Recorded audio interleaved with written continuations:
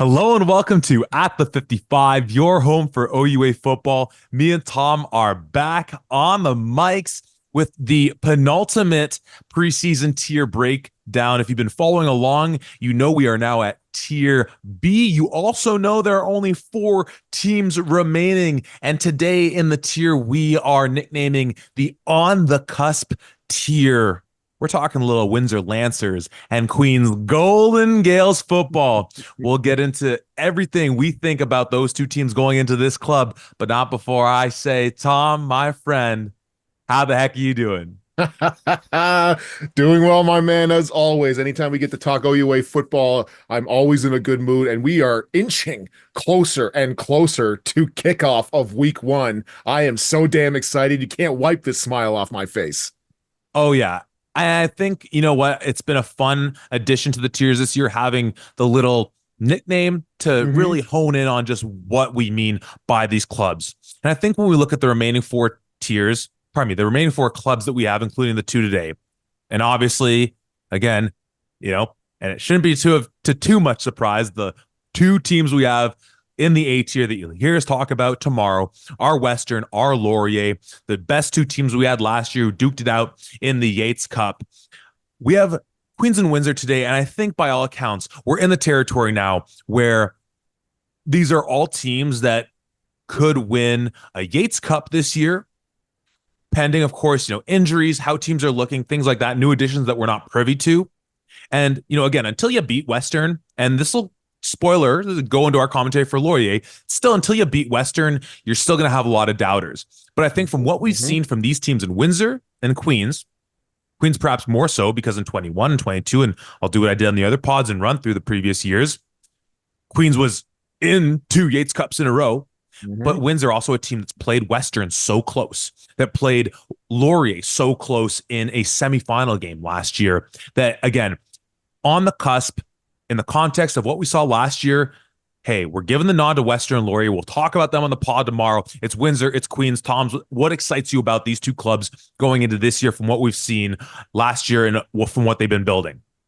Well, like you said, both of these squads are in the tier of on the cusp, meaning while, yes, they are in a separate tier than the other 2 teams that we are going to be talking about tomorrow, they are right there. I think last year we kind of saw there was just a couple of things for both of these squads that if they put those things together, they're in the Yates Cup, at least fighting and in that same spot, which is an outstanding feat to be able to say for both Windsor and Queens, considering where they have come from recently. Obviously, Queens having been there with a slight dip a couple of years ago, coming back to form here, it's still very, very exciting to see both of these squads who are right there. And we can dive into what we think they are missing in terms of putting them into that final spot as well. Most certainly.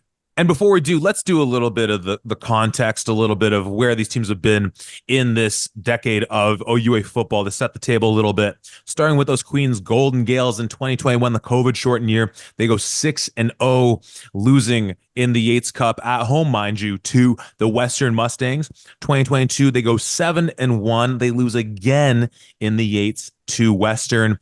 Last year, go 5-3 in a year that was just marred by injury, no more so than to Alex Vreekin, their starting quarterback, but which also allowed for Jared Kasari to put up an all-world type of year that he had. But at least to a 5-3 year, a loss in the semis to Western. Obviously, that's a rivalry that a lot of people look to in terms of the OUA, and that's bared out in terms of the number of times these 2 clubs have played each other.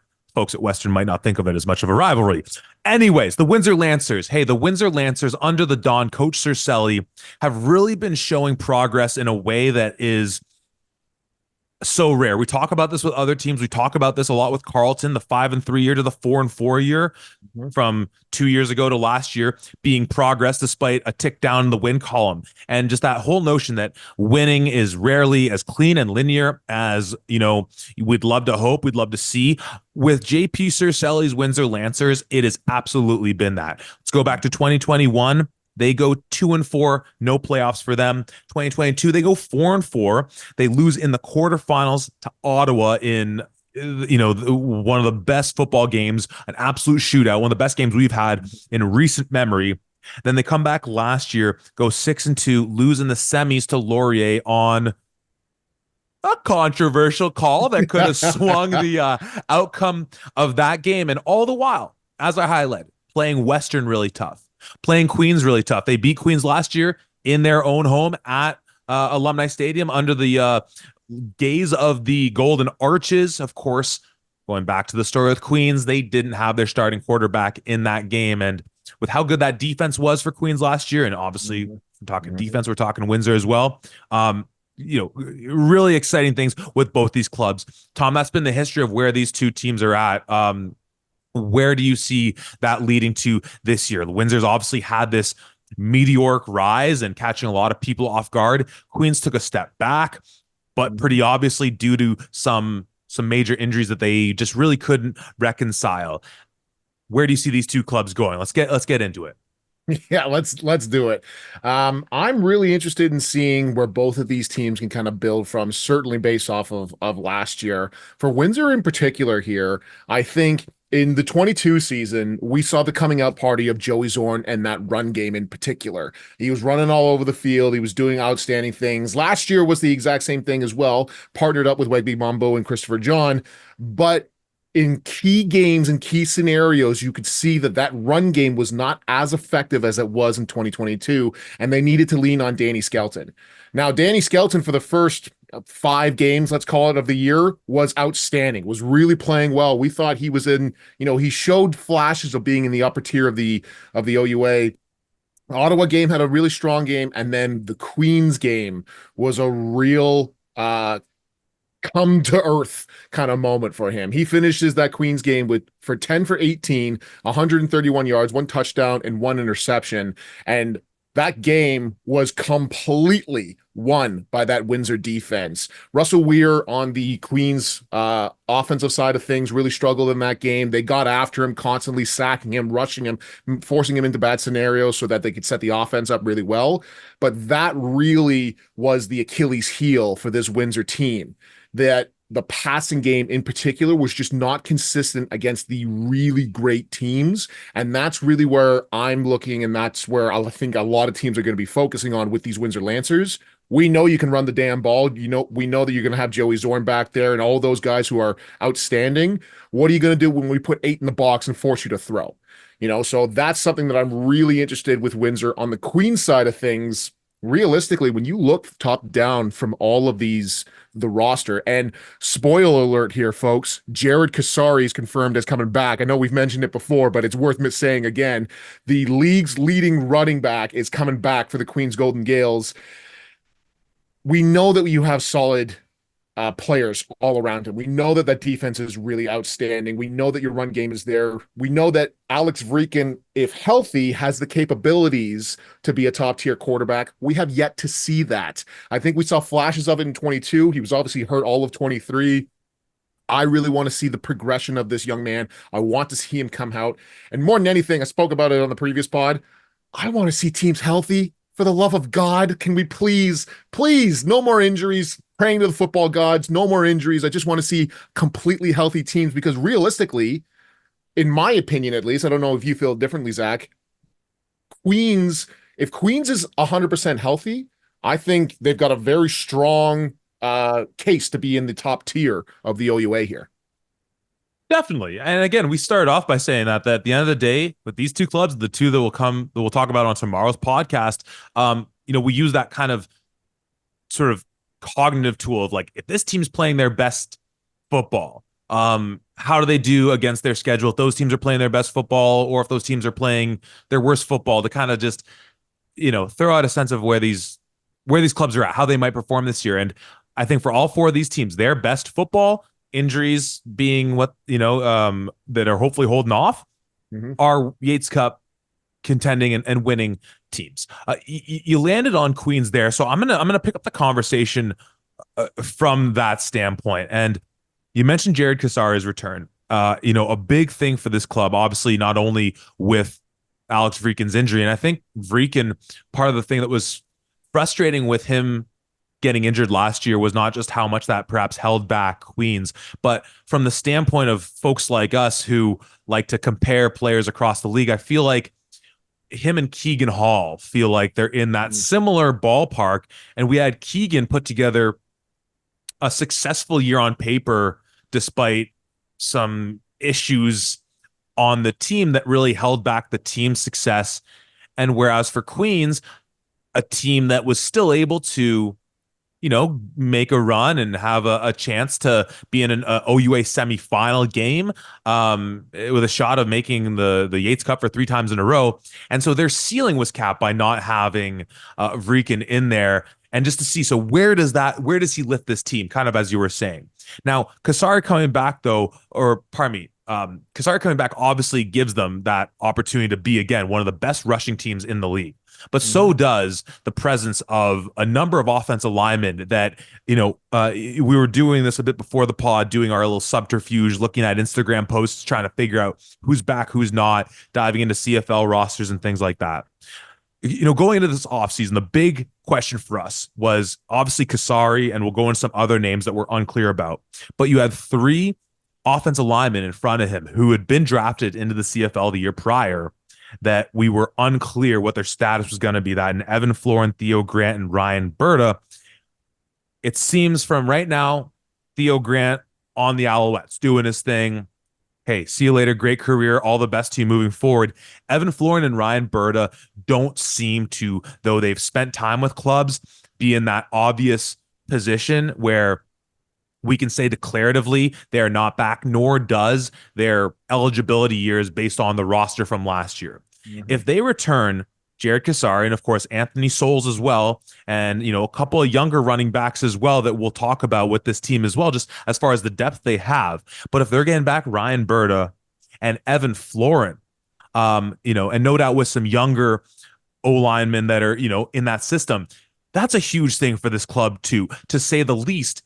And then of course that given play of how much that alleviates pressure on a quarterback when, we talked about that with Ottawa, where they have this stable of great receivers and how that can help whomever it is they land on at quarterback. Having a run game where you can just hand the ball off and know you can win games takes off so much pressure. So I say that, and the last thing before I pass it back is, of course, as well, this is a team that's now in a transition period from Coach Tom Flaxman taking his talents out east to the Acadia Axemen, and former offensive line coach, my guy Matt Nesbitt, taking the reins as offensive coordinator. And just again having a former offensive lineman guy who was coaching this O line now, calling plays, coordinating the offense.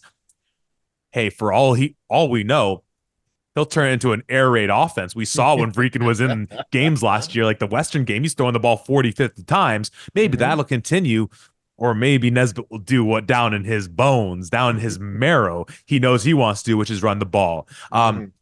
An offensive line with 2 of 3 major names returning. You mentioned Kasari, Souls back, young guy, and Jane Kerr, and that offensive line with Matt Nesbitt now calling plays. How do you feel that can play into what this team's going to produce offensively? Yeah, I'm really interested to see specifically Matt Nesbitt and his offense. How is he going to bring his own spin into the Queens Golden Gale offense that's here? Obviously, first and foremost, congratulations to your guy, friend of the show, friend of the pod. Could not go to the better dude, and I really think that he is poised and ready to get into this spot. But I think that every single person and player is influenced at least by obviously where they played and by some key coaches. With Tom Flaxman, he was at McMaster my last year there. There was a heavy influence from his time at Western coaching with Coach Marshall. And I feel like that style of run game, at least, was similar to what Queens was doing this past year as well. Not the exact same by any means. Flaxman is obviously his own offensive coordinator and a damn good one at that, but certainly there was influences from there. Now, Nesbitt obviously been coaching with Flax for a couple of years now, having been around that offense and around that system. I'm sure there's going to be a lot of things that he keeps from that to here, because this is the other thing. You're not changing coordinators because, oh, it's a down year. You have to get rid of House. There's a new guy coming in, whatever. Queens is, like we're saying, still on the cusp. So you don't really have that much room to say, yeah, you know what? I'm going to throw out the playbook. I'm going to put in my own stuff. A, because the old playbook has been working. And B, now is not the time to be doing, hey, we're going to completely revamp the offense when last year we were pretty damn close to making it back to the Yates Cup and to getting there. Certainly there's going to be some new things that are coming in here. Maybe there's some new terminology or some new things that has brought from his time at Guelph or any other space as well. But I'm really interested to see how he is going to conform that offense around his own play style and his coaching style and going out from there. A healthy Alex Vreeken, I think, has the capabilities to be a complete air raid type of offense, but I don't think there's no chance that you would go so heavily into that while having a stable of running backs, including the league's leading rusher last year in Jared Kasari. I think Anthony Souls is back as well. So there's a lot of capabilities here as an offensive coordinator. Frankly, any OC with all of the players that you have there, you're kind of foaming at the mouth at the possibilities that are here. So I'm really interested to see how he comes at this and how he puts his own spin on what is going to be a very potent Queens offense.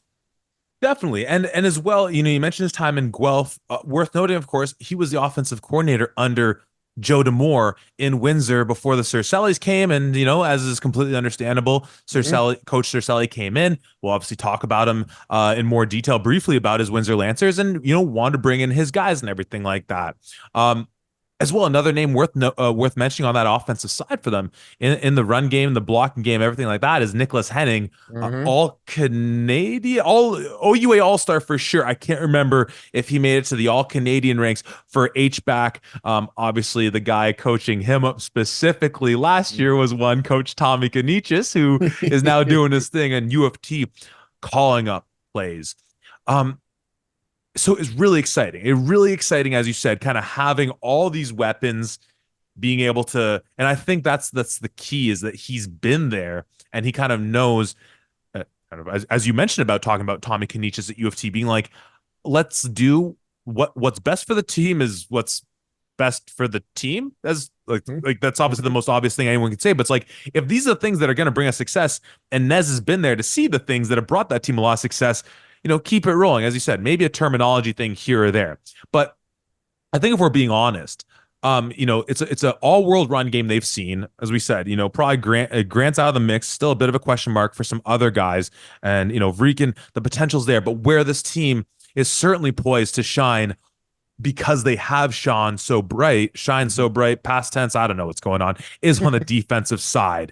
And, there's so many names that we can get into here. Our guy Ashton Miller Melanson, guys like Darian Newell, so many of these guys, Keegan Vanek, that have been staples as part of Coach McManus's team. Old man Kelowna doing his thing with Pick Six Athletics. I am very certain he's probably gone.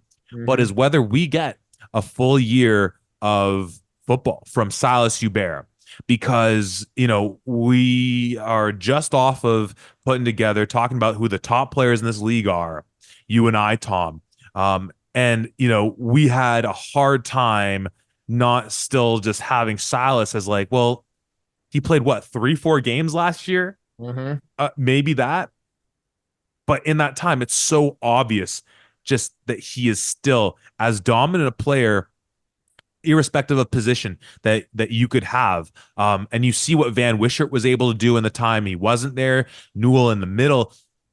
Like Silas Hubert added to that mix is just like such a force to be reckoned with how that, we talk about, your guys like the impact of losing a Hergod or Onyeka going back to Carleton. And we'll talk about a guy in Kaladia Musa and Mufta Ageli. Just when we talk about Windsor, some of the best D linemen in the province, a guy like Hubert playing at his peak, and it's obviously a bit more rare when this happens on the defensive line, is a guy where affects ripples to the whole team and the success that they can have if he's healthy there. Again, healthy Vreeken on the offensive side, healthy Silas, and I forget, you say this all the time, and I'm not going to remember how you word the ceiling is the sky, or the sky's the ceiling. The sky is the ceiling, drop top, with the roof back, whatever's going on. We're looking up at the stars and having a good time with it. That's one of the things that more than anything, just because he's a pleasure to watch, even though it breaks my heart, watch him just destroy offensive linemen, Silas Hubert, and what he brings to the table. Oh, most definitely. And especially when you look at the production that you saw from Van Wishart and from Darian Newell, even without him there, offenses are going into Queens or playing against Queens, understanding that those two guys are really key in order to try to get after them and try to stop them and doing what they're doing. And they were still able to get things done. But then also, Silas comes back, and now you can't afford to have three double teams happening on every single play here. So one of these guys is going to have a single man block, and there's not a lot of offensive linemen that can consistently block these dudes one on one all game long and not have anything go wrong. So there's going to be things that happen. I think you and I spoke about it last year during the season. I think it was one of the last games that Queens was playing in, but they had a specific pass rushing uh, defense where it was a 30-man front, and it was Van Wishart on one end, Darian Newell at the nose, and then Silas Hubert at the other. And you go, I know it's only three man, but holy crap, those are three of the best D linemen all in a row, all pinning their ears back and coming after the quarterback, which is pretty special to see. So, a healthy Queens defensive line is very, very dangerous. And we haven't even got to the other guys in behind him, who I believe there's also some other all-stars back there as well. So yeah, this Queens defense is damn good. And there's a reason why they were number one in points per game against, only allowing 15 points per game as an average. Number one out of everybody. So there's a reason why Coach McManus is considered one of the best coordinators there is, because of the results that he consistently puts out with a Queens team like this. And you could say, well, in part, they ran the ball so darn much they chew up clock, and it's like, well, that's their team, all right. Like, Mm-hmm. if you're gonna give me some line about, oh well, I'm sure if you were able to extrapolate, the number, whatever, man. They gave up 15 points a game. They had the best rusher in the country. They had one of the, it's crazy. You mentioned those guys playing behind that defensive line. Start with the name that'll certainly be missing from them, which is number 10 in your play, or in your game day handouts, my programs. That's the word, right? Words. Olivier Mwembe, who I believe is doing his thing with Edmonton in the CFL, but they still have Liam Sutherland. They still have Justin Pace. They have Josh McBain, that we saw have a couple nice plays on his own in that defense there, and as well mentioning guys like Stefan East in that backside. Kelowna, yeah, probably gone, but Ashton Miller, Melanson, Keegan Vanek, and again, a lot of names that are familiar with the system that goes a long way. And as well, that pairs to that veteran presence, which they've been in big games too, and that's massive as well. Tom, only other thing I'm kind of curious to look at as well is that if we look at, before maybe look at the best, the worst case scenarios for this club, on the receiving end, again, it's a lot of names that we're familiar with this system, assuming they're back.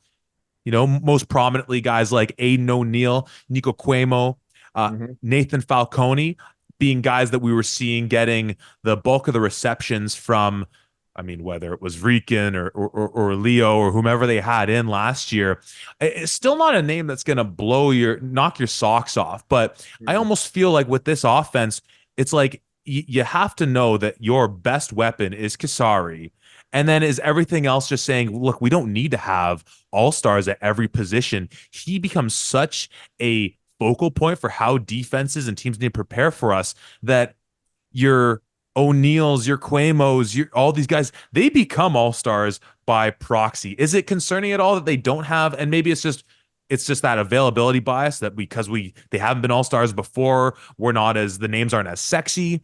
Or is it a thing of just like, look, it doesn't matter. This team has one of the best running games they can. We obviously talked a lot about the potential for Guelph's running game, but we've seen it with this team now for a few years. All those other guys are just the high tide will raise all those ships. While certainly I agree the idea the high tide raises all ships, I think that Nathan Falcone, Nico Cuomo, Aiden O'Neill, I think these guys are better than what they were showcasing last year. And I'll give you an example. Russell Weir really just didn't have a great year when he was out there. No fault to his own. Obviously, Alex Vreeken was the guy. I'm sure he's getting 90% of all of the training camp reps and things. And then obviously he goes down, he gets put in there. And I just don't think that he was ready to go here. Anthony Leo, the same thing. One of the best examples of this that I can kind of think of here is last year, Queens plays against Carleton, and Queens wins that game pretty handily, 35-16. Russell Weir's stats in that game, 7 for 9, 75 yards, and one interception. You look at Jared Kasari, 26 attempts, 231 yards. Anthony Souls, 17 attempts, 98 yards. Combining, well, I say combining, Anthony Souls once again stole all the touchdowns that were available. He has 3 touchdowns on his own, Yeah. so that I think the run game, even if Alex Vreeken is back, I still think that run game last year is the best part of that offense. So you're going to be leaning on that certainly. But I don't think Russell Weir or Anthony Leo were really in the position to utilize these receivers as best as possible. I think a healthy Alex Vreeken is able to put these guys in the right positions. And I do think that they've got some athletes at receiver, certainly. So I'm really interested to see what they could do with a healthy Alex Vreeken in an offense that's specifically designed to try to get them the ball, as well as, you know, you people are going to go in there and saying, hey, we got to stop the Queens run so much, so often. How effective is the play action game going to be? How awesome is that going to be with one play action? You throw one deep bomb, whether you connect or not. Now defenses are scared. Oh my God. Yeah, we got to get back out of this again. And then suddenly that box opens up a little bit more. You got linebackers who can't cheat, safeties who have to stay back, and then Kasari does his thing again. So I'm really interested to see what a healthy Alex Vreeken is able to bring to this and see how good really are your receivers. Yeah. And you're totally right. The only thing, again, I'm curious to see again what the philosophy of this team looks like is we go back to last year, they lose at home against Laurier, 11-10 the final, wind blowing from every which way in that Mhm. stadium and with gusto as well. And neither offenses looked all that good. I mean, for those who we'll talk about Laurier in the next pod, but like we started the season being like, hey, Elgersma, when are you throwing a touchdown, right? No, none of those offenses look good. And another thing folks shouldn't shouldn't forget, I should say, if you're forgetting, is that this is a team that if not for, we need to come up with a fun name for it, but like the Hail Mary Savon Magne Jones touchdown to Mhm. beat Queens in Richardson Stadium in week 4, whenever that was, right? That's a game that Queens is up 27-25 late in Mhm. that ball game, but more than just the fact that they were poised to beat Western for the first time in however long that was. Vreeken goes 26 for 45 in that game. Mhm. Right. So in arguably, both your finest moment and one of the most devastating moments of your season, I mean, the ball's obviously in Vreeken's hand the most by the fact that he's the quarterback, but you were asking him to make high leverage decisions in that moment. So again, that's where it'll be interesting to see what the philosophy of this team is. Shall we look through the schedule for this upcoming year and then do our best and worst case? Let's do it. Beautiful. Now, I want to, for our Queens faithful tuning in right now, if you haven't taken a look at the schedule, I want to make sure you're in a safe seated position, and make sure there's someone nearby in case you have an accident here. Here we go. Queen starts on the road against Windsor, and they return home for MAC for their August schedule. September, they're home against York, on the road against Ottawa, home against Guelph, and then on the road against Western on September 28th to cap off that month. October, they are on the road against Laurier. Then they return home to finish off the season against the Waterloo Warriors. Tom, for those who didn't quite catch that, that is a road schedule of at Windsor, Mhm. at Ottawa, a team that, again, you have played a cajillion times in the last 3 years. And if you go back to last year, they played you tight. And then back to back at Western, at Laurier, with teams like Guelph and Mac coming into your house. We've been looking through these schedules for the last couple of weeks, trying to read the tea leaves. This has to be the toughest schedule any club has this season, without a doubt. Without a doubt. And even when you start taking a look at the scheduling, obviously because of the 11 teams that we have, you don't play 2 teams in the regular season every year. This year for Queens, Mhm. that's U of T and that's Carleton. We've obviously you've heard the podcast that's already come out. We know where we're thinking about U of T this year. Carleton has the capabilities, but not quite there. So 2 teams that are not in the upper echelon, at least in our opinion here. You play every single team that's in the upper echelon, and for the most part, actually for all of them, you go there. We're talking about there's 4 teams left in our podcast series. You play the other 3. The fourth one is you. You play the other 3 in their barn. So that is has to be the most difficult road schedule, a bare minimum, going out there. And not only that, but it's a difficult road schedule near the back in the back end of the year. You travel to Western and then to Laurier back to back. Like that's a monumental play schedule, even if one of those games was at home, to have those guys back to back, but you travel on the road back to back there. So that's really going to be this is one of the tougher schedules that we've ever seen. And I'm really interested to see how Queens can get through this. As long as they stay healthy, once again, there's a reason why we put them on the cusp here, but holy crap, this is going to be a tough one. Which then, just to kind of like fast forward to the version of the reality we're living in which Queens ends up as our 2024 Yates Cup champions. Because again, that's not a fantastical reality. We're gonna like look at this and we'll have to go through the history books afterwards and be like, was that one of the most impressive Yates Cup runs? Mm-hmm. Right? Because then you think about who they have to take out in the playoffs, guys that you've already like it'll be so again, any of these 4 teams at this point, whomever wins, let alone if one of th's teams in that next tier, in the C tier, the step up or step off tier, ends up going on a crazy run. Like this year's so exciting. The storylines are immense. If I'm reading their schedule right, it appears that they have the week 8 bye after they return home from Laurier. So in some regards, like, yeah, take a breather, boys. Relax. Go down to the Yeah. beach if it's still warm enough for like a little bit. Then you go, you host Waterloo. But so as a result of all this, Mm-hmm.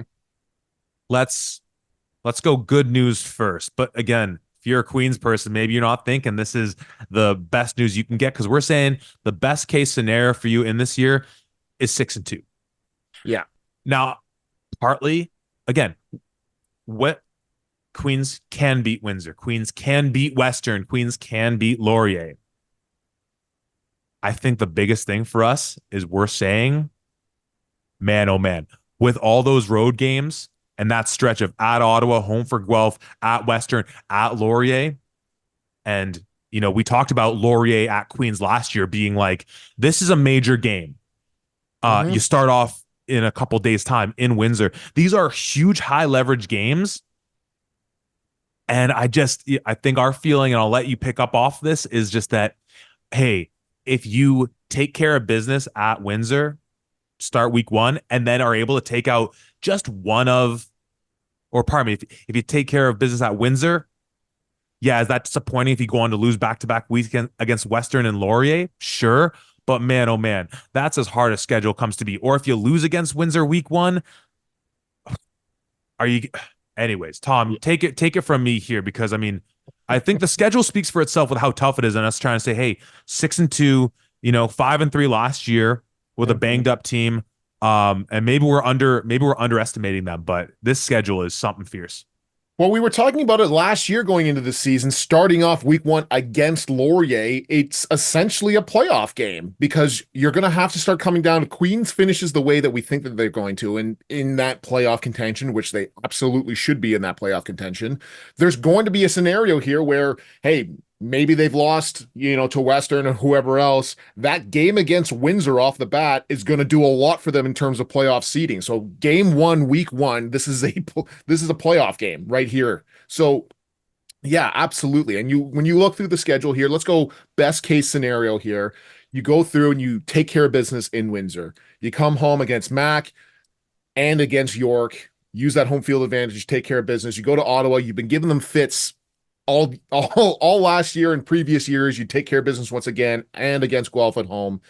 Our big thing here is that I don't know that maybe we're being generous with this, maybe we're whatever else, but between the road game at Windsor, at Western, and at Laurier, I think there's a very strong possibility you drop 2 of those regardless of who it is, regardless of how it happens, I think there's a very strong possibility you drop two of those and you take care of business against Waterloo to finish things off. That's kind of where our mindset is coming in. Is it possible for them to go 8-0? Absolutely. Sure. It could. Oh my God, would that be the most impressive 8-0 season that I think we've ever seen? I think it's a very realistic idea to look at this and say 6-2 is probably your best case scenario going through this season, which is still going to get you great playoff contention. You're going to have a home game, at least one in the playoffs going forward. I think that's a realistic view looking at these Queens Golden Gales this year. And to our guy, Peter Bierce, before you burn that Our beautiful guy. our guy, before you burn that beautiful custom at the 55 podcast jersey you made to adorn at the Vanier Cup.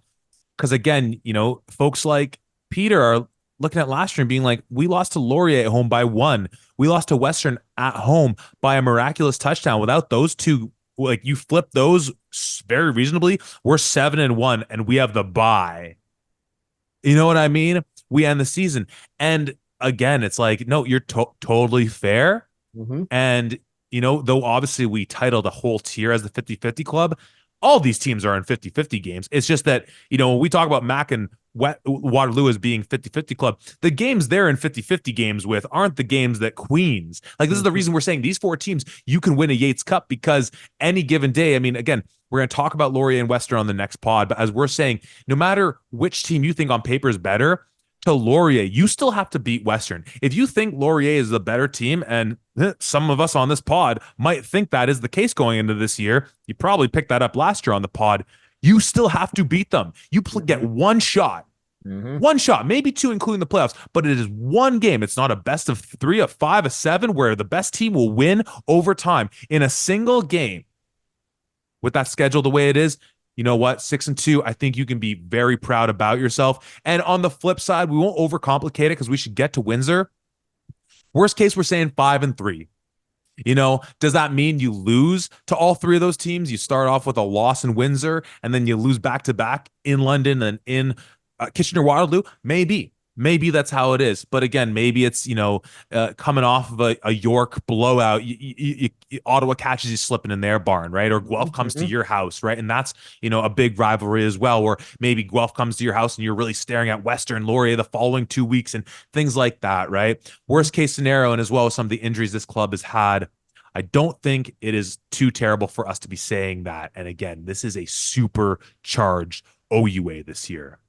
Tom, any last words on the Queen's Golden Gales? Yeah, they will always be the Golden Gales. Always be the Golden Gales. Any last words on them before we drive 400 kilometers west or whatever it is to get over to the Lancers? End of the 401. Yeah, the last thing I guess I'll say is that I'd be very interested to see what Coach Nesbitt's game plan is going to be going into a lot of these teams here. Once again, like you said, we were focusing on that Queens Western game as of last year, and Vreeken threw the ball 45 times. They only gave it off to Kasari 7 times. Crazy, right? Crazy. So, but Western is going in there, loading up the box, being like, ain't no way we're going to let Jared Kasari beat us here. And for, to Coach Flaxman's credit, they were this damn close to beating them in that final game. So not maybe, there is a lot of merit to exactly what he was saying. However, I think the best way to go up against Western, the teams that have done it in the past have done it in a balanced setup. Get them and gash them on the run, have that complementary in the pass or vice versa. That's consistently how you kind of do that. I'm thinking that that's going to be a little bit more what the game plan is going into this, especially with everybody healthy. But let's really see. I want to see how much better did Vreeken get over this offseason. How much more chemistry does he have? Let's see. Alex Vreeken in particular, this is my call out to you, my challenge to you. Get yourself into the elite of the OUA quarterbacks that we have. Right now we have 2 that are undisputable as the elite. Get yourself in there. I think you deserve to be that third one, but you have to prove it. Oh, I love that. We have like in sports, the idea of a top three, I feel like is big. But then you extend it to top four, you call it a Mount Rushmore. But the idea of a top three and that Yeah. third spot is vacant right now, and Hmm. that's certainly a storyline that I think we should be following with a ton of emphasis. I'm going to steal last word because this was something Yes. you brought to my attention when we were trying to, look into the crystal ball that is possible photos coming out from training camps. Hmm. Queens, I think, over the last decade has been a team that, to almost the extent of annoying a lot of people. In fact, I know firsthand a lot of people do find their social media presence annoying. I think it's effective. I think they do a good job. Make a lot of Hmm. noise, a lot of presence. That's where kids are on social media. Go where your future stars are. They've gone zero dark 30 Oh seemingly yeah. with this training camp. And I remember last year contacting Nesbitt to ask him a few questions about some of the other clubs. And again, this is going into 2023. His whole thing is like, we're just doing us. We're just working on our game. We don't need to worry because that I think it's that mentality. Our best game will beat anyone. Let's just work on what our best game is. And, game plan for the individual games when they come to pass. I love that because I'm not online. I love the idea of them being like, let's go. We're just getting stuff done, taking Hmm. care of business. Love that. Yeah, listen, as an offensive lineman, I love that as well. As a reporter, that's the most annoying thing you could possibly say because we're just looking to actually hear anything on your side of things. But yeah, hell yeah. Keep that same mentality. Now you're the head guy looking after the offense. I know that Coach Schneider is going to be so damn excited about getting his squad back out there as well. Coach McManus, always a top tier coordinator in the OUA. Let's see it. Let's see it, Queens. Let's see you finally topple that big purple monster that you haven't been able to topple since 2009.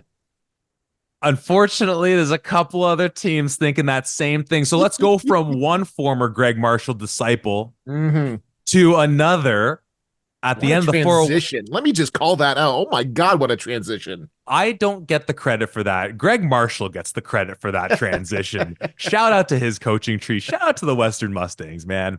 Uh, the Windsor Lancers, 4-1, ends there. Maybe you've heard about it. This is a Mm-hmm. team that, again, as we set up on the start of the podcast, has had such a picture perfect rise in terms of Coach Cercelli coming in, a bit of a lackluster season, putting his pieces in place, installing the culture, even moments where I had heard things from people I knew around the program that there might have been a bit of pushback. And frankly, as the results have bared out, it might have just been like, well, shoot, if that was your perspective, you were on the wrong side of history because the Mm-hmm. Cercelli train is the right one to be on.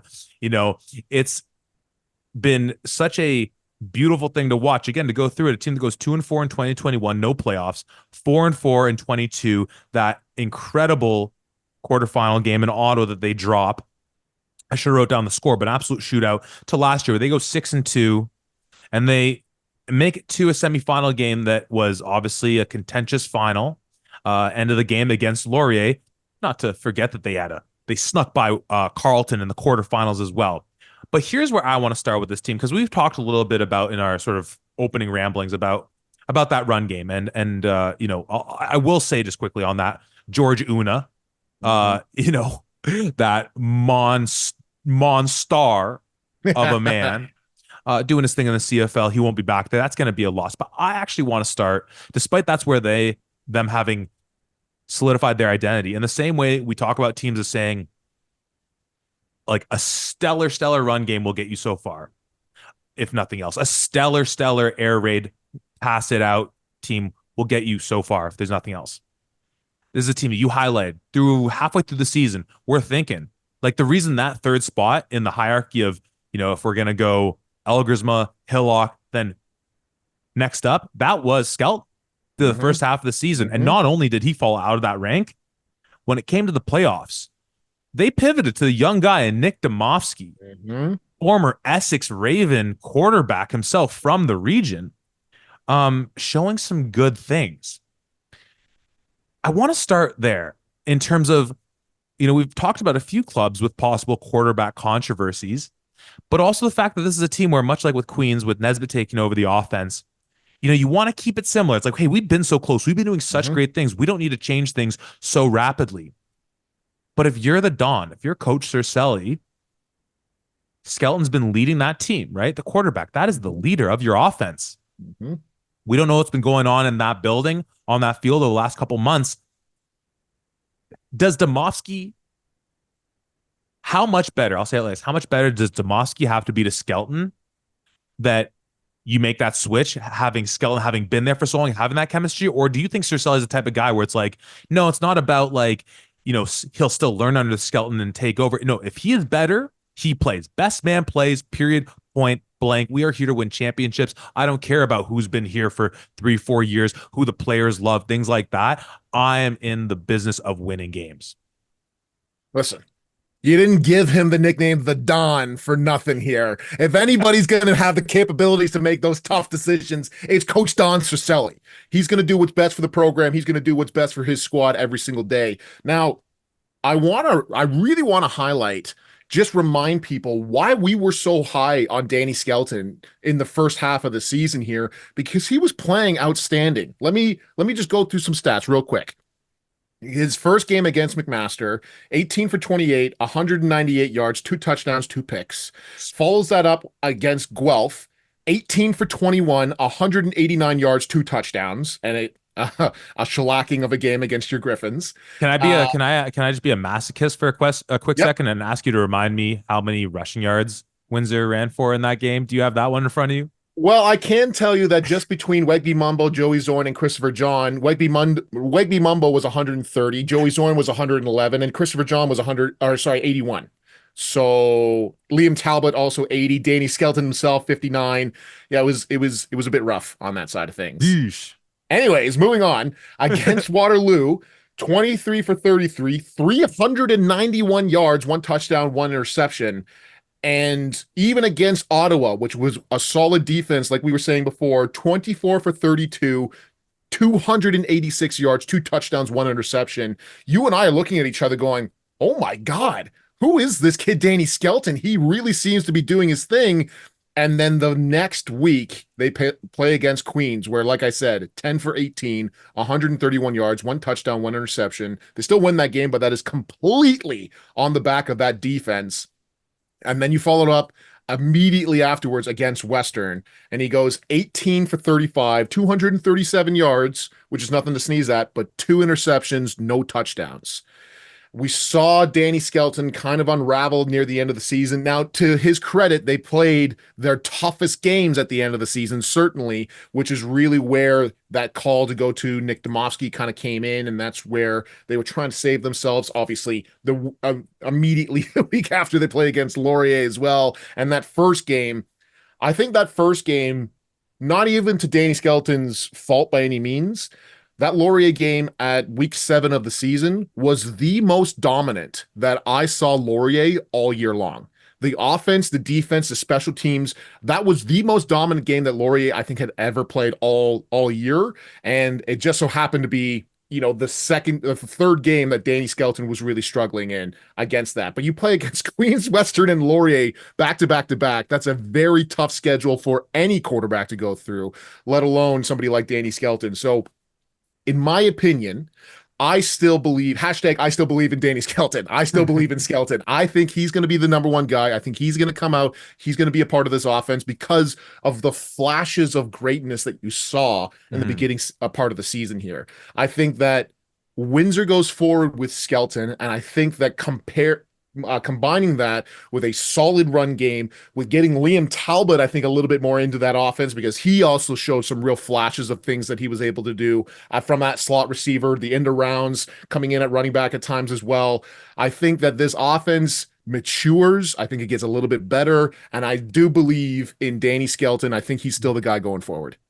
I think you make a great case, and that whole idea that like if it is winning time right now, unless Domofsky has come out and like just been heads and shoulders above where Skelton has been, I think the way you frame it is Skelton having shown what that upper limit looks like of his potential is solid. Again, just to show where the wheels came off, that Carleton game that we've referenced a few times in the playoffs.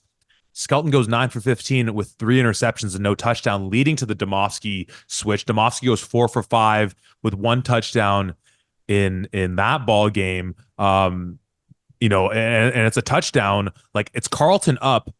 Carleton scores. Elijah Barnes rushes it in to go up 11-7. 6 minutes left in the fourth quarter, and then Domofsky to Evan Martin, 25-yard pass to take the lead and hold on to advance Windsor into the semifinals. We're talking about, hey, what are they going to stick with Domofsky, go back to Skelton, and then lo and behold, they go back to Domofsky again in the Laurier game. He goes 12 for 24, no touchdowns, one interception. So again, we haven't seen, him, not, knock our socks off with any type of performance, but still indicative that at the very least, maybe you're right. Maybe they say, Skelton, you're still our guy, but like that, we will take whatever means we need to put a winning program on the field.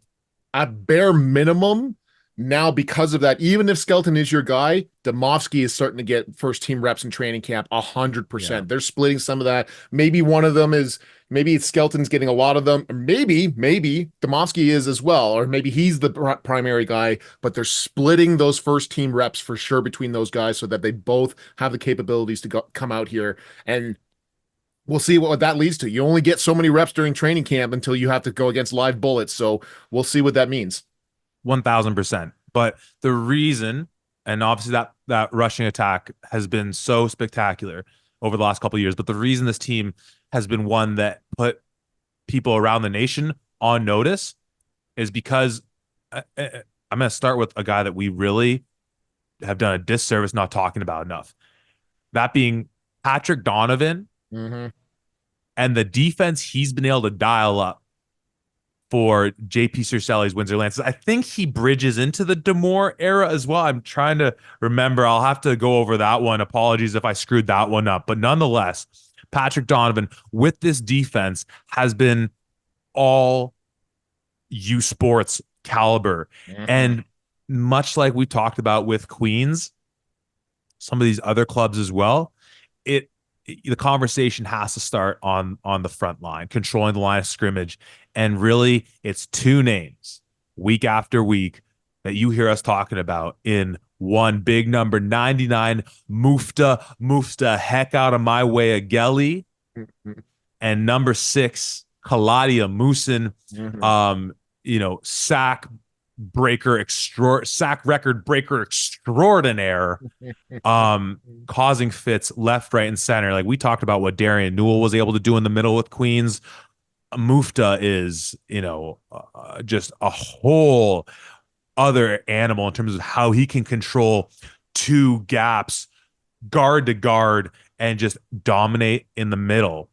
And that, of course, and Kaladi, when then all of a sudden, if you can't add that extra blocker in to help out with him and let him run wild, but then all the while, these two guys, and they have other talent as well on that D-line. I don't mean to take it away from those guys, but when you then allow for the Devin Verasuks, the Jason Rashatzis of the world in that linebacking core, your Brenton McDougals and your secondary, guys like that, some other names I'm forgetting, your Ethan Johns, of course, Istvan Asibodadze, where now all of a sudden they're just playing ball when teams are so focused on that front 7 and specifically that front 4, that front 2. Holy cow. Patrick, pardon me, Coach Donovan, what he's been doing with some of these guys in here, and we got the confirmation that Kaladi is back, despite some questions that we had about that.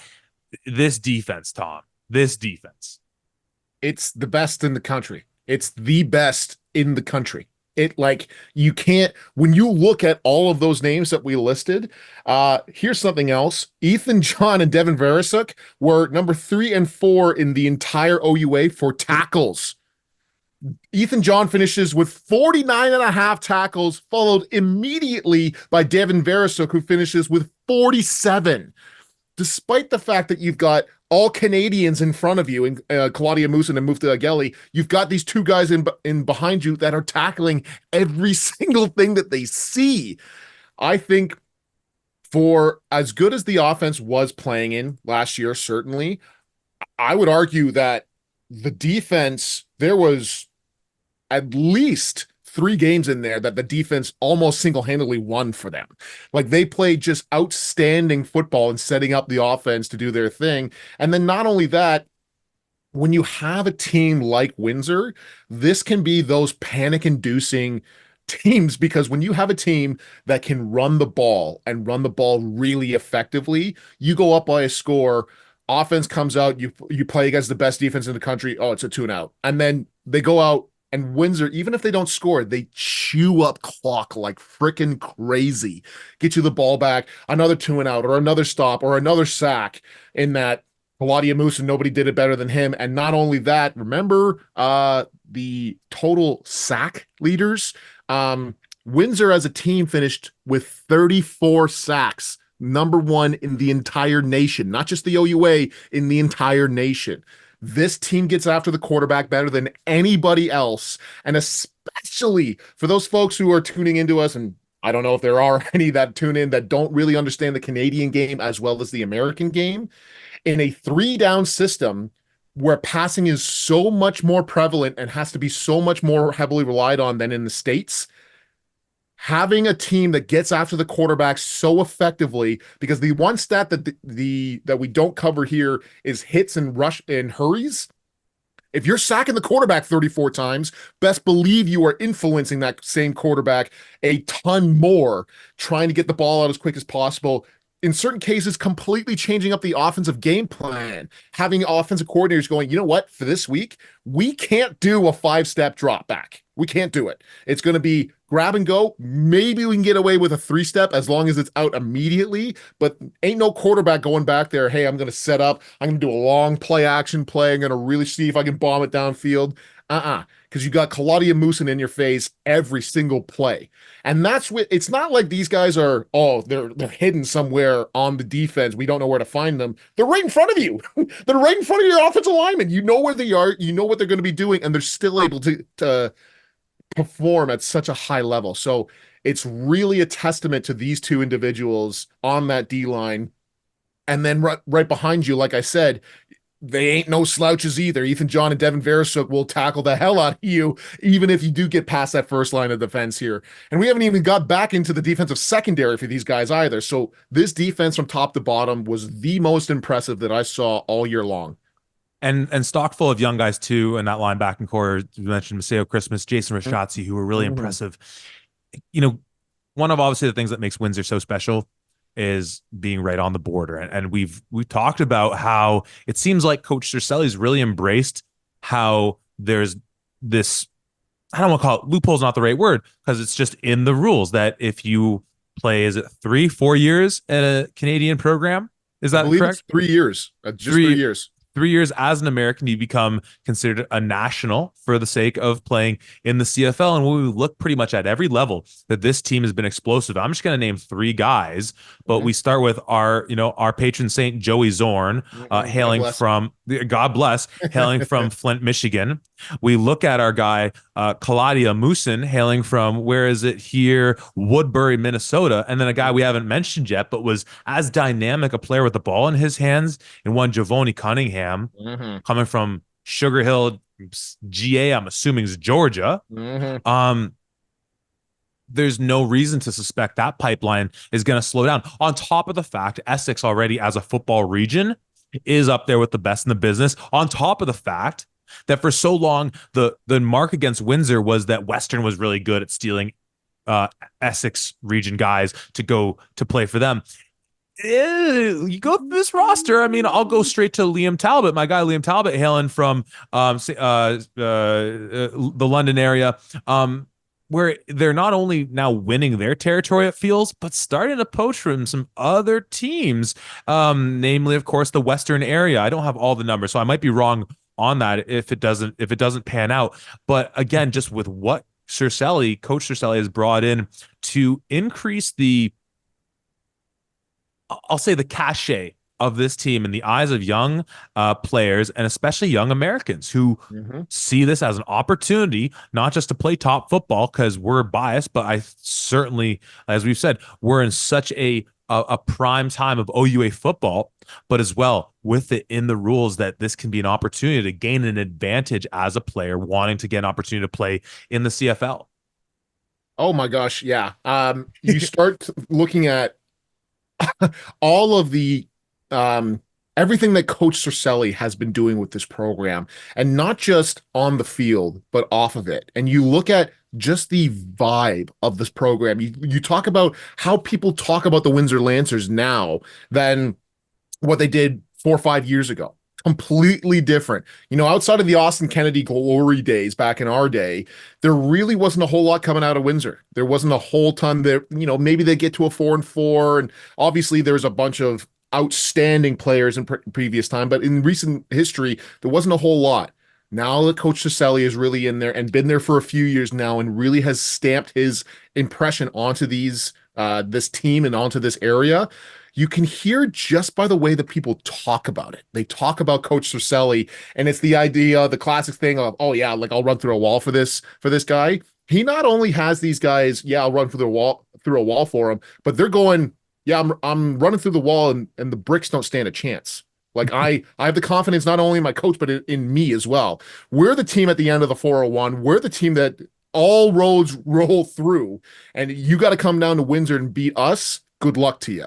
That's the mentality that this team has now, and deservedly so with how they played last year. If they continue on getting better and better and better on how things have gone, deservedly so. So I'm really, really excited about the direction of this Windsor team. I'm excited about the future of what this team looks like. And even you start talking about, oh, they're starting to pull a lot of guys out of that London area.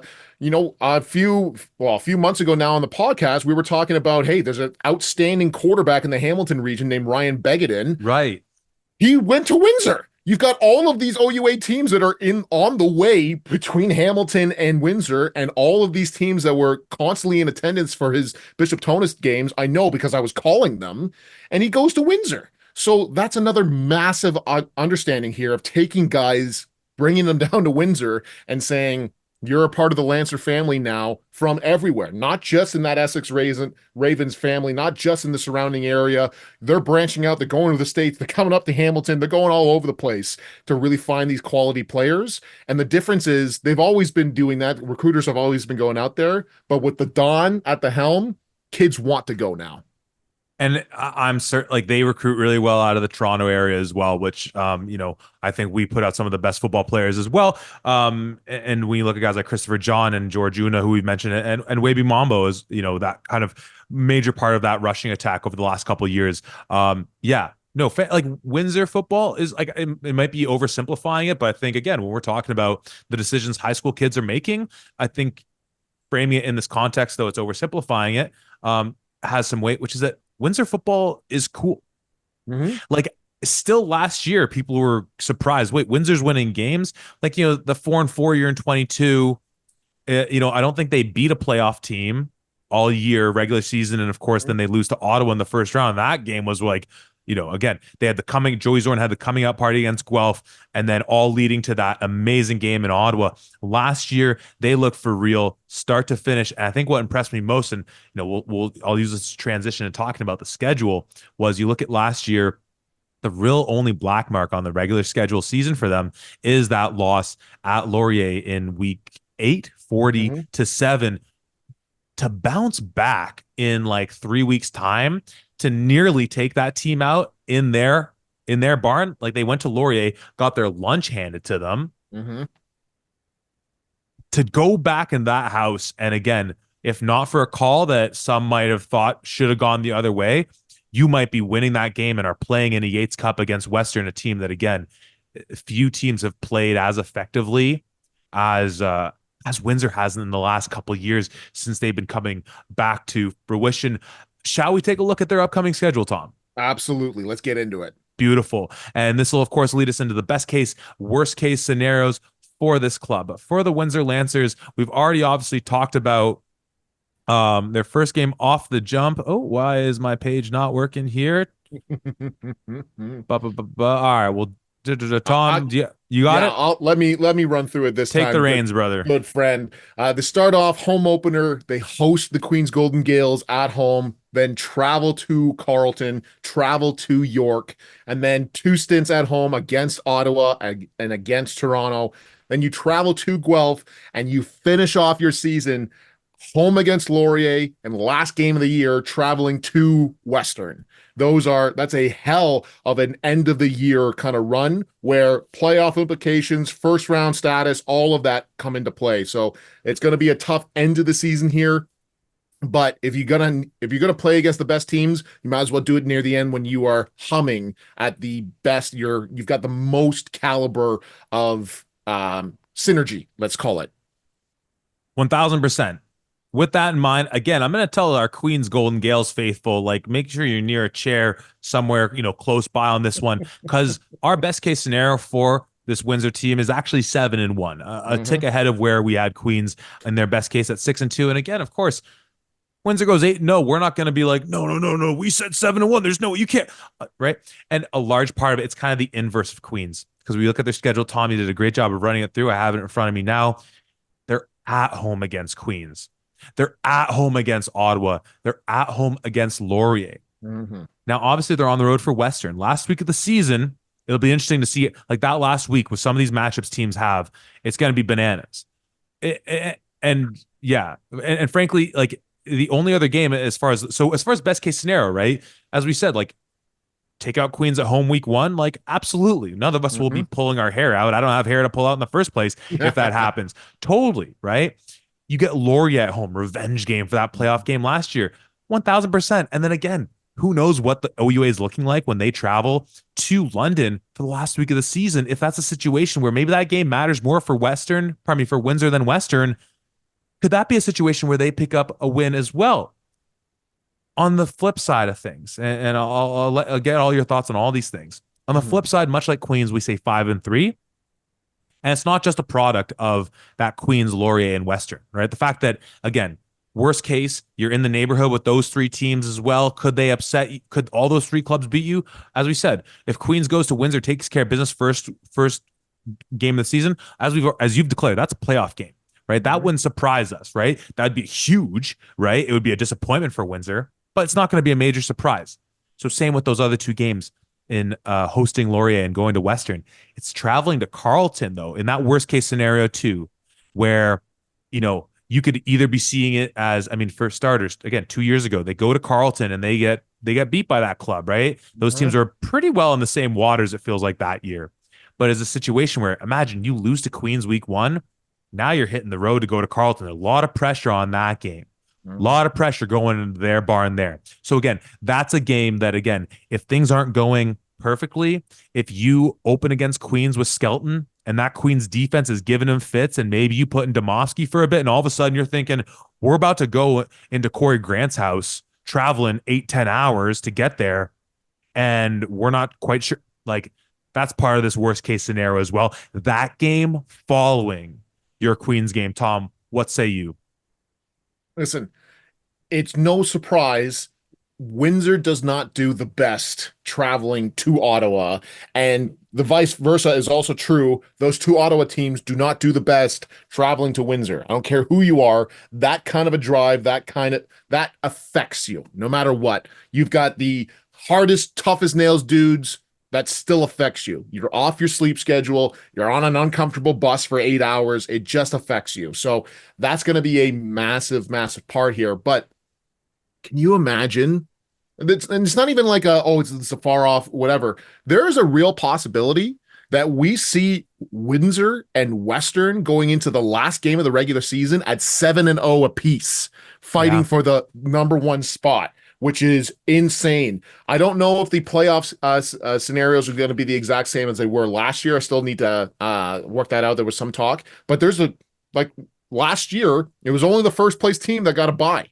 And as everybody knows, anybody that's listened to us at least, there hasn't been a team that has won the Yates Cup that didn't have the first round bye right. in like 20 years, 25 years, something along those lines. Like just ridiculous. So that's really important. But getting back into the worst case scenario here, once again, playing against a Queen squad, which with a healthy Alex Vreekin, that game last year is probably very different for how it worked out. So playing against them, you host them at home, and that's massive. Traveling to Carleton, like I said, Windsor does not do super well in Ottawa. They lost to Carleton 2 years ago, like you beautifully detailed. That's going to be a tough game as well, especially if Tristan Lefebvre. And obviously, you've heard everything that we had to say about Carleton being right there as well.